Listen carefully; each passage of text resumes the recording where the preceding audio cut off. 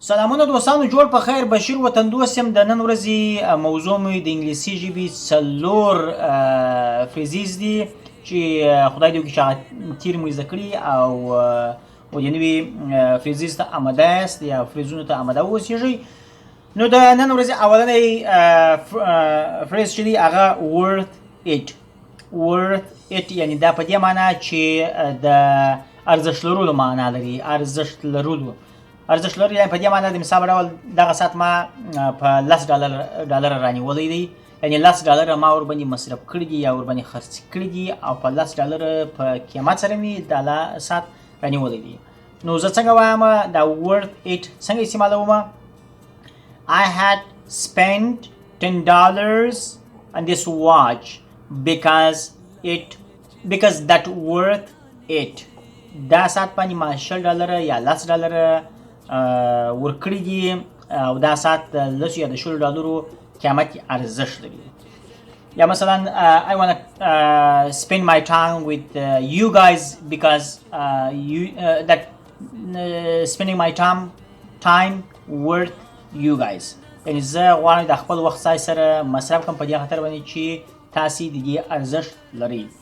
او دوم فریز چې دی هغه ify په دې معنی چې یو څه مثلا تاسې ورباندې مطمئن نه یاست او تر شک لاندې یا لیدلی مو نه یې او باوري نه یاست 100% چې دا به څنګه یي. مثلا یو شی مثلا رانیسئ shopping online is always ify، یعنی یو څه مثلا ته چې یو شی رانیسې په آنلاین شکل باندې هغه همیشه سړي ته تر سوال لاندې یا د سوال وړ وي چې آیا دا به هغه څه وي چې زه یې غواړم که یا مثلا که موږ بازار ته ځو یا دوکان ته ځو یو څه رانیسو هغه موږ ګورو په لاس باندې مثلا کالي رانیسو یا ټي شرټ رانیسو چې موږ کله وګټئ که مې ټکور خوښ شول خو رانیسو یې مطمئن کېږو او که مې خوښ نه سو پرېږدو یې.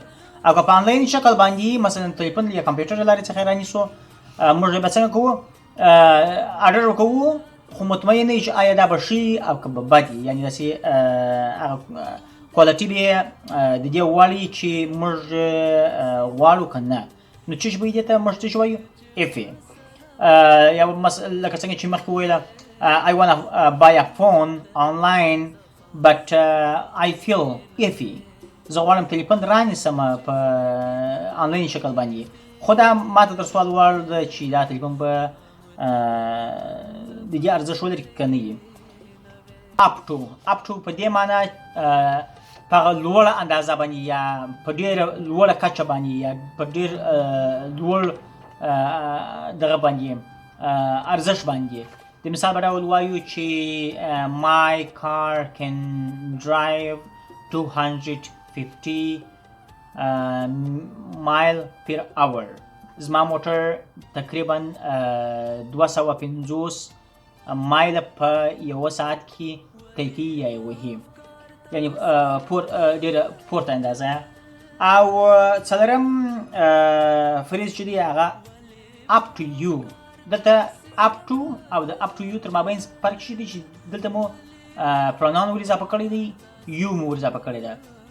up to you دا په دې معنی چې مسؤلیت ستا په غاړه دی یا مسؤلیت د چا په غاړه باندې مکمل شکل باندې موږ تاسې چې وایو ستاسې خوښه ده یا ستا خوښه ده.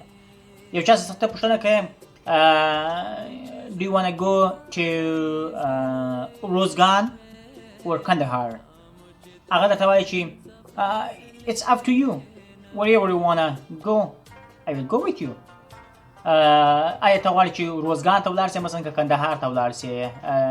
ملګري سې ته پوښتنه کوي، ملګري درته وایي چې دا ستا خوښه ده، کندهار ته ځې که روزګان ته ځې زه آماده یم، زه سره ځم، زه مشکل نه لرم. یعنی مسؤلیت چې دی ستا په غاړه باندې دی، ریسپانسیبلیټي ستا په غاړه باندې سوله. نو دلته څه شي موږ وایو؟ up to you. یا د مثال په ډول یو ملګري څخه پوښتنه کوي ستا کور ته راغلی مېلمه دي، ته ورته وایه چې do you want to go or stay at my house? It's up to you. آیا ته غواړې چې ولاړ سې که پاتېږې؟ زما په کور کې زما سره پاتېږې که ځې؟ ستا خوښه ده، ستا خپل کار دی چې موږ تاسې وایو ستاسې خپله خوښه ده.